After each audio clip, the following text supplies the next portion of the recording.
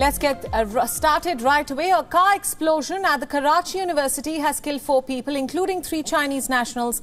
The blast took place inside the premises of the university and several others were also injured in this blast.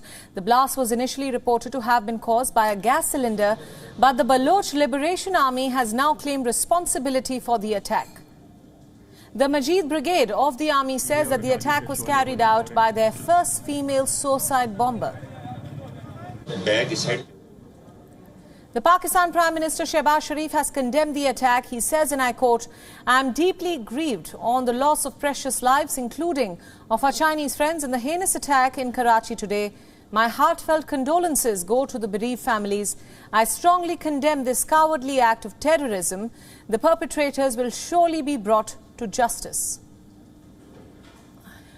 Currently, rescue and relief operations are underway in Karachi. The security of Chinese nationals has long been an issue of concern in Pakistan. Remember, China is a major investor in the country, building several projects under its Belt and Road initiative. Chinese nationals have been working in the country for a few years now, and this is not the first time that they have been attacked. In June 2020, the Baloch Liberation Army targeted the Pakistan Stock Exchange in Karachi, which is partly owned by Chinese companies. 7 people were killed in that attack. And then in October 2020, there was an attack on the Gwadar port meant to target Chinese investments in the country. Later in April, the Pakistani Taliban claimed responsibility for a deadly suicide blast at a luxury hotel, which was hosting the Chinese ambassador in southwest Balochistan. While the Chinese ambassador escaped unhurt, 4 people were killed in that attack. And then in June last year, a deadly blast ripped through a bus in Pakistan. It killed 9 Chinese workers, injuring 28 others. In the last 2 years, there has been an increase in several attacks on Chinese nationals in particular, attacks that can be attributed to the growing anger against Beijing. China's economic exploitation, its treatment of Uyghur Muslims, and a Pakistan government that turns a deaf ear to all its atrocities. Now, for more on this, our Pakistan Bureau Chief Anas Malik is now joining us live from Islamabad. Anas, thanks so much for joining us. As we understand, the Baloch Liberation Army has claimed responsibility for the blast at the Karachi University. Tell us more about what has now been termed as a suicide attack. The Pak PM Shehbaz Sharif has called it an act of terrorism, in fact. Tell us more. Well, absolutely, Priyanka. The Pakistani Prime Minister Shehbaz Sharif calling this as an act of terrorism. What has happened in Karachi today, and it has been now been confirmed by the Karachi police as well that it was indeed a suicide explosion. The SSP for the Counter-Terrorism Department, Raja Umar Khitab, while speaking to reporters, has confirmed that it was carried out by a lone suicide bomber who was a female suicide bomber, and it is perhaps for the 3rd time in country's history where you are seeing that a female suicide bomber has been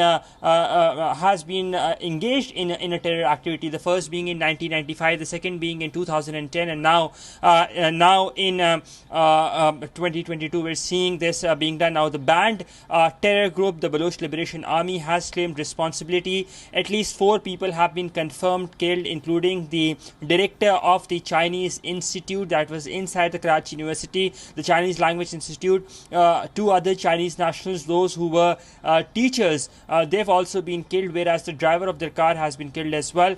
In the CCTV footages that came to light, we can clearly see that a female is standing, and then as the minivan, the car that was carrying these Chinese nationals comes closer, that is when the explosion has taken place. Now more information is expected over the time as the investigation progresses, but for now the details that have emerged is that the banned Baloch Liberation Army, the terror group, has claimed responsibility, and that at least 4 people, including 3 Chinese nationals, are confirmed killed in this incident.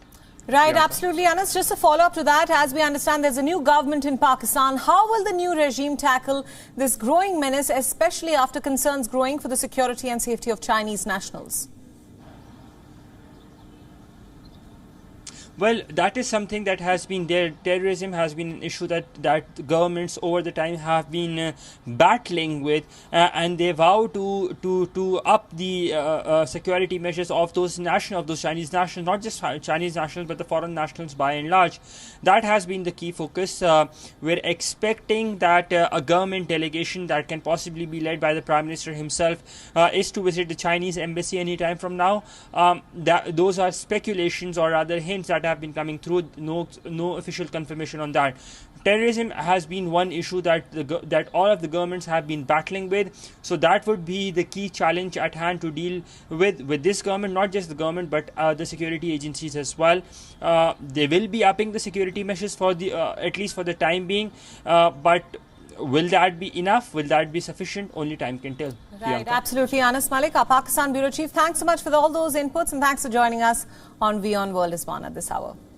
WION World is One is now available in your country. Download the app now and get all the news updates on the move.